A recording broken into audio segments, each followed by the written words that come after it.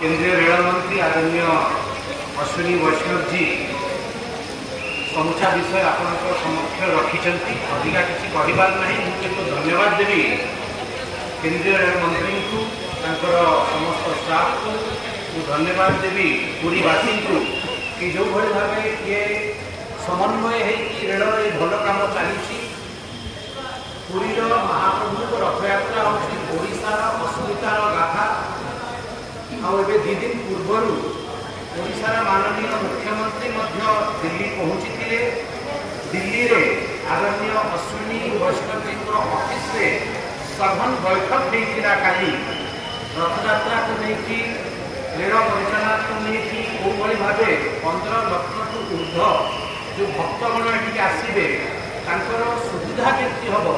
तापाई दिल्ली में सघन बैठक होता। आज बैठक सारी तुरंत आप देखुं वर्षा झड़ तोफान सब होती रेल मंत्री निजे पहुँची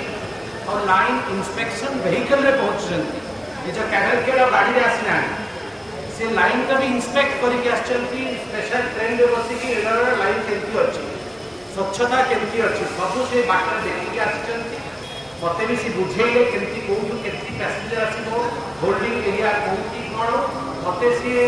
कहते कि आप पुरी निवासी सागे सेवायत सागे भक्तगण सागे आप कथबार्ता करूँ जहाँ तक मनस्कामना रही से ऐड करने को चाहते ताहा रेलवे कर बहुत बहुत धन्यवाद देवी आदरणीय अश्विनी वैष्णव जी और मीडिया बंधु मान जय जगन्नाथ।